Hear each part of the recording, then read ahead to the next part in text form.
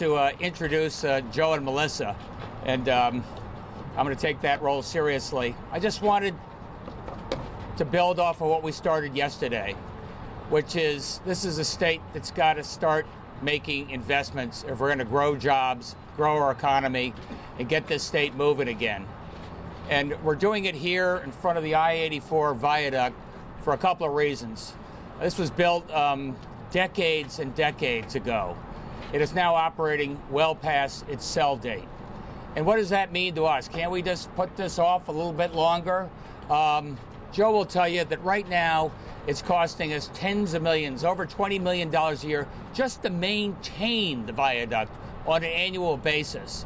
And that's not good enough. It's getting more and more costly on an annual basis.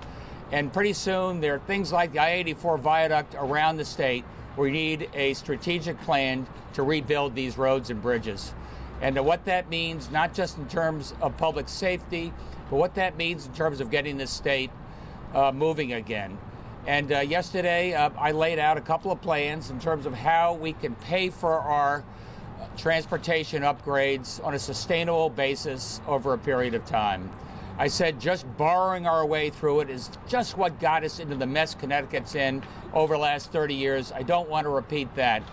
I said, look, if we can get enough money out of tractor trailers, $200 million a year, you know, that is an option.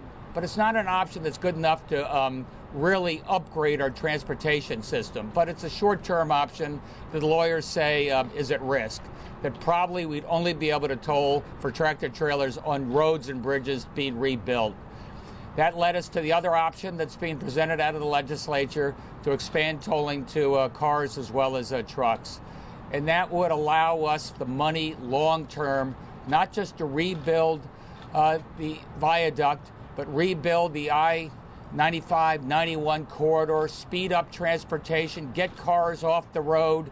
The number one issue that we hear from every business thinking about moving to Connecticut or wondering about staying in Connecticut, what are you doing about the transportation system? And I got two people here next to me who can tell you exactly what we're doing. Thank you, everybody.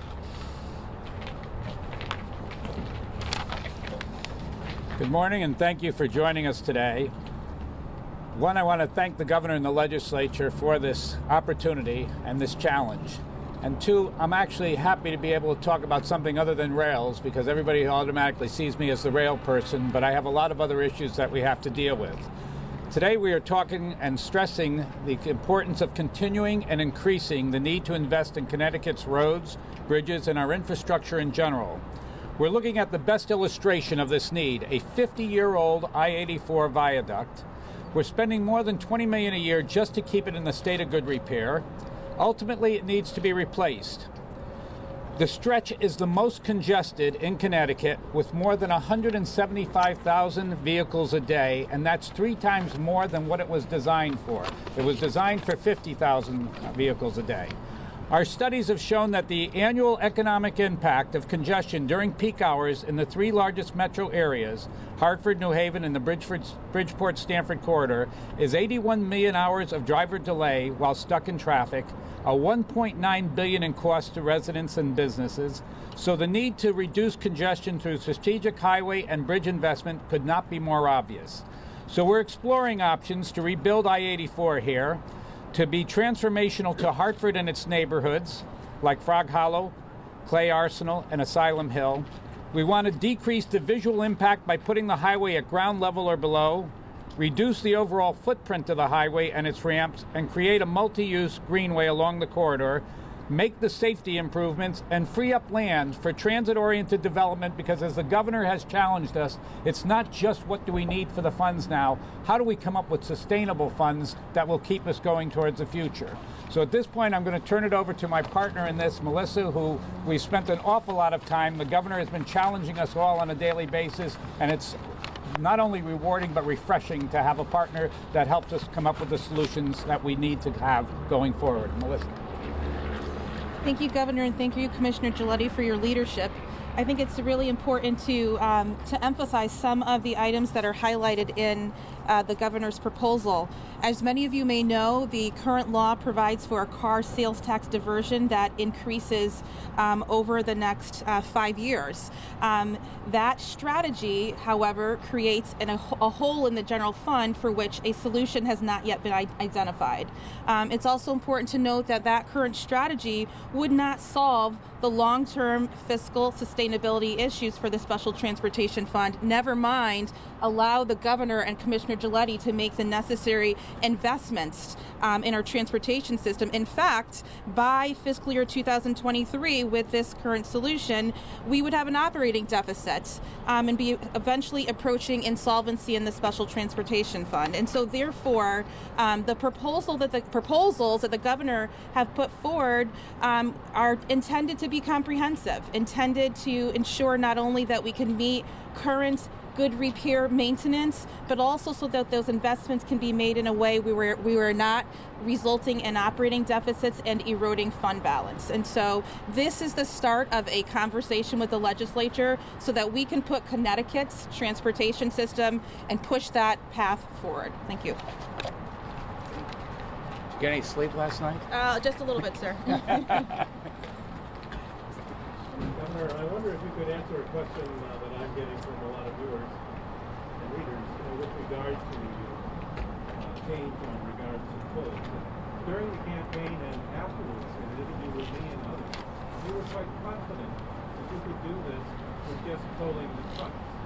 Were you ill-informed or were you misleading the public?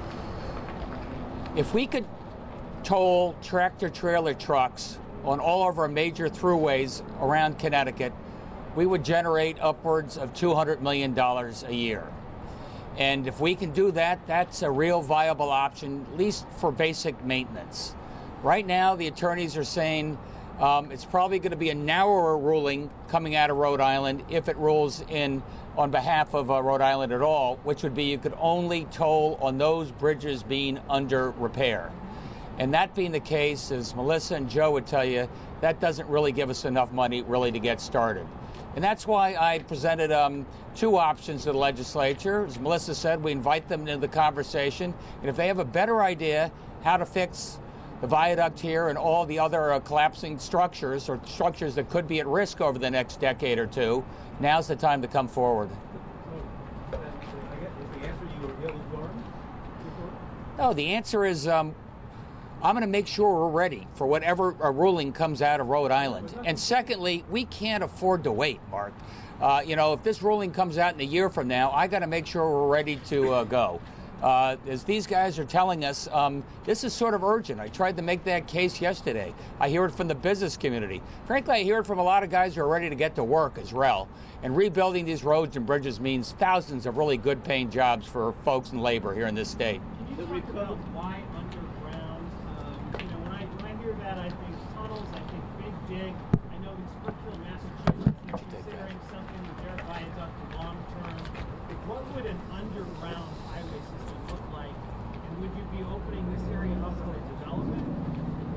Your question, you gave the answer as part of your question, okay? Because one of the things we are looking at, when they look back on how this went in and how much of this highway was on a viaduct and up in the air, what that ended up doing was dividing communities and dividing opportunities for those communities as well. So when we're looking at it, we're not only looking at 84, we're looking at the 91, 84 connectors. What would happen if we could put it underground, and could we open it up, the access to the riverways and the parkways that would be accessible to those towns? Those are some of the solutions we're looking at. That study is underway. It'll be completed sometime in the next year. So your answer and your question is exactly that. That's the advantage you get in going underground. It's the same thing, like I'll use Grand Central. When they first put Grand Central, it was at surface. They were able to build up and over that and do the development around it. It's the same thing we have to be looking at as we look forward to what we're going to be doing. And I also want to emphasize that Commissioner McCaw has been a tremendous asset,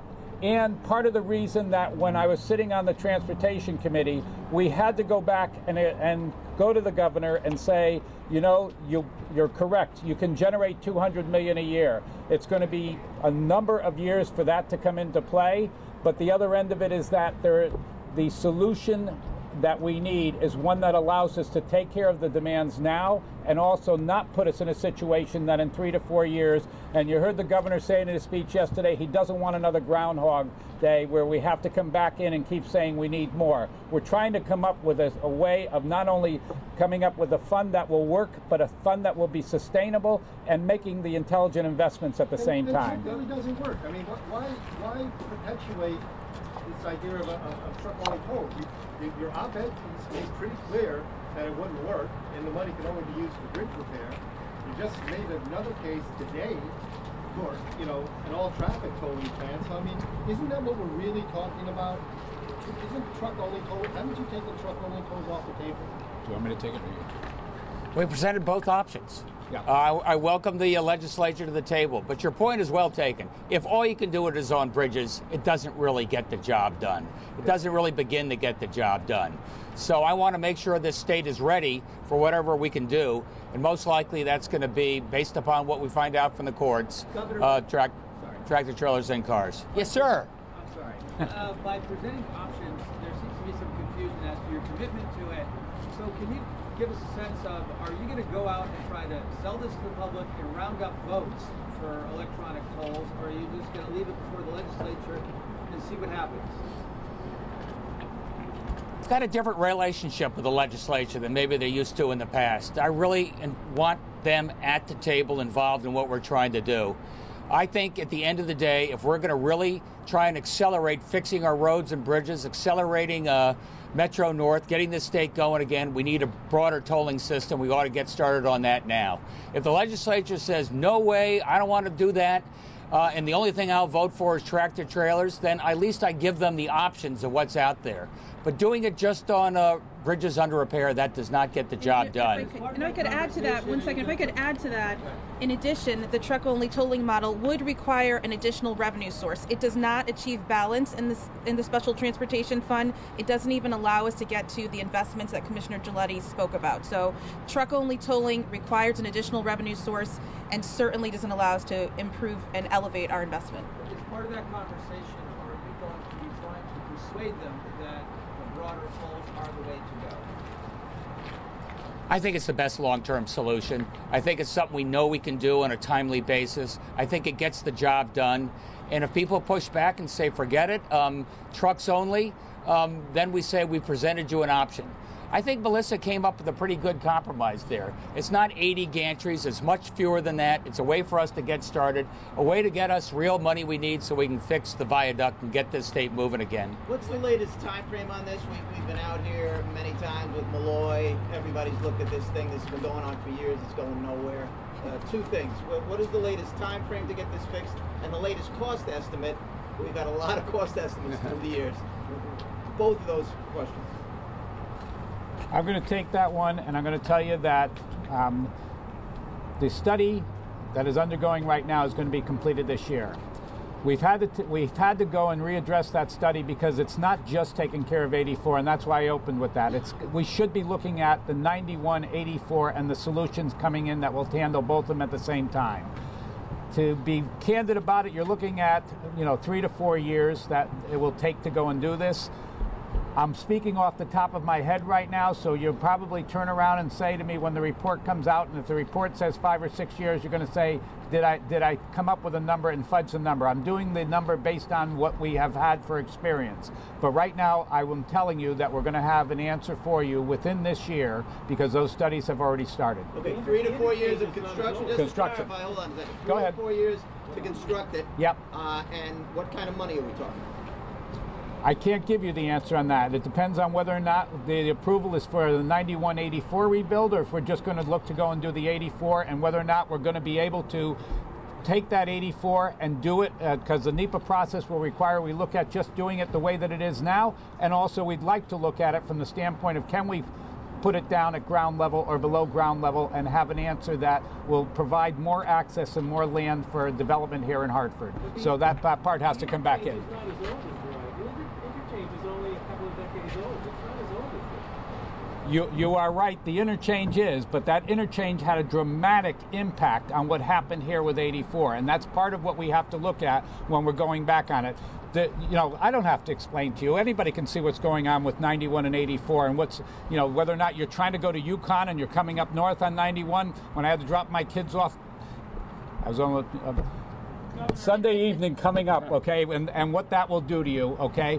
We have to be looking at this because do we want to rebuild the way that it is now, knowing what those problems are, or should we be coming up with more creative solutions that take a look at how do we not only take care of that problem for now, but we're taking care of it looking at the next 50 years. And that's why we want to look at it from a 91-84 perspective. Can I just add one thing to what Chris said, because I think it's important. We're looking at Washington, D.C. Yeah. We're looking at the fact that John Larson's on the Ways and Means Committee. We're looking at the fact that the Democrats are in the House. We're looking at the fact that there's really a good chance an infrastructure bill could come out of Washington, D.C. in the relatively near future. And I want to make sure Connecticut is positioned to be at the front of the line. We're going to have projects ready to go and a funding source ready to go so we get access to that capital to get this state going again. So you would say Larson's tunnel is realistic, or how would you assess Larson's tunnel proposal? Separate question. Look, I love John Larson. He thinks big, and he's thinking big. Whether that's the way we go or something more modest, like Joe was saying, time will tell. We're going to do the studies on that. We're going to price it out. What's important is there's a real opportunity. An infrastructure bill comes out of Washington. Connecticut's going to be at the front of the line. Governor, on your budget address from yesterday, on your budget address from yesterday, we're hearing from some of our viewers on the topic of taxes, so a bit broader here. But we're hearing people are going to get 2% cost of living increase, if anything at all.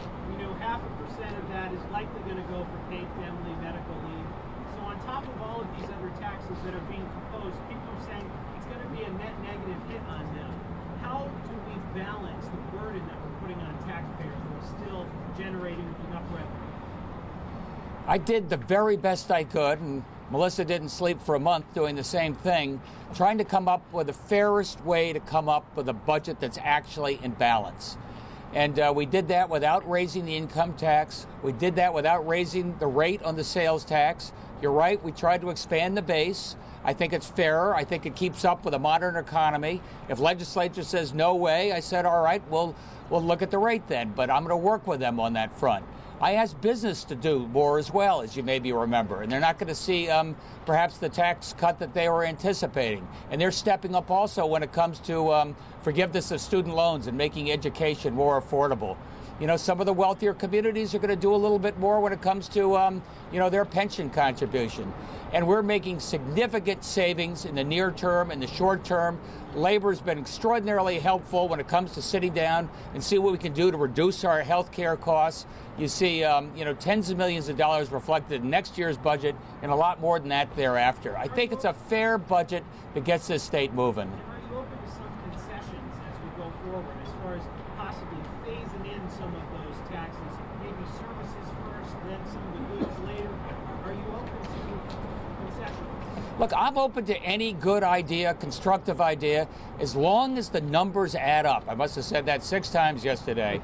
We're phasing in what we're doing on the pension contribution. We're phasing in on the ECS. We're doing this in a way that people can plan. And frankly, if the legislature helps us out, we get this budget done in spring and not late summer, it gives everybody more time to plan as well. What's an example of what additional revenue service or additional revenue stream would be if you did the tax only model? You said it would require more than one revenue stream, so what would be? I believe what you're asking is, in lieu of the sales tax broadening, what would the respective increase on sales tax rate regard? I'm circling back to the tolls. When you're talking about the truck only, you said it would require an additional revenue Gas stream, and so what would be an example of preferred bondage. Sure.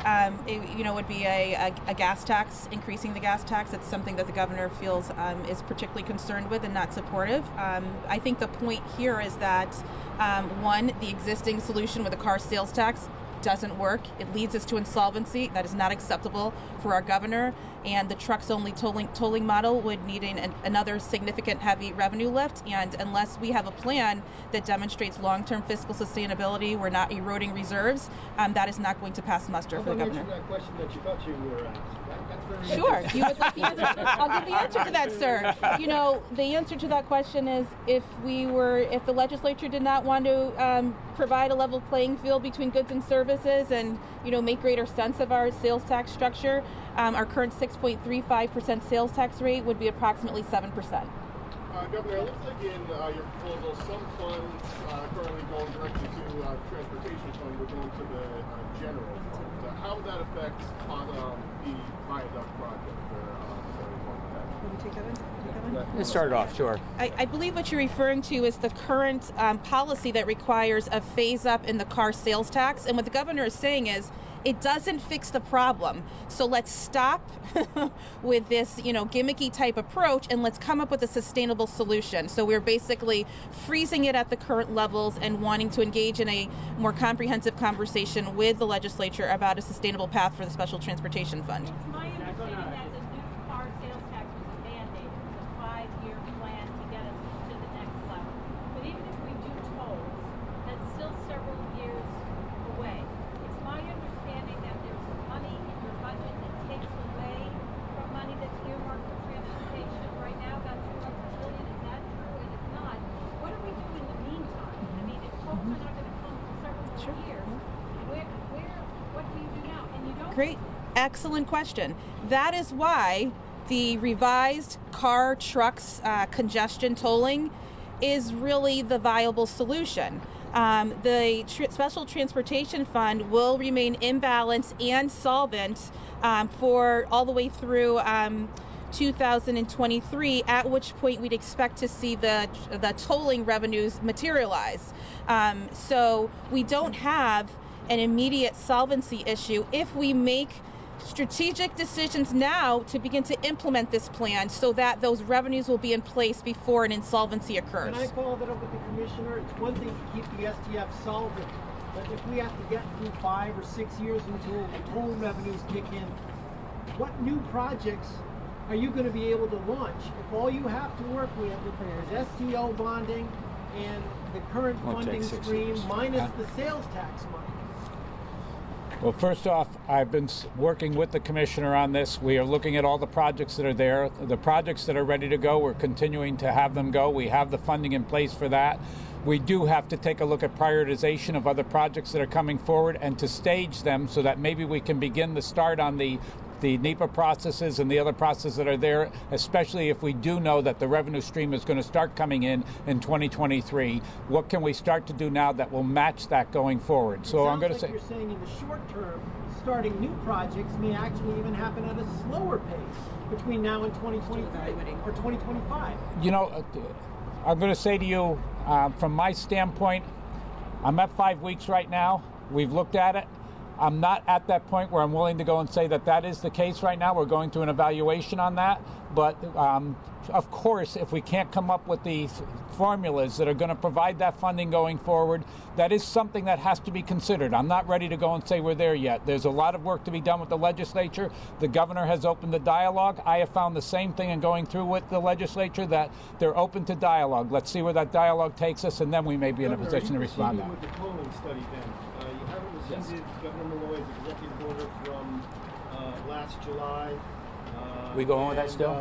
The DOT still, at least their consultant selection office has the projects down on its look ahead to be advertised. Hey, Joe says we are still looking at that, so we'll have all the options available, and we'll know exactly how we price it out, and you know what the abbreviated tolling strategy is and the broader strategy is. Let me just leave you with one thought, because you just remind me.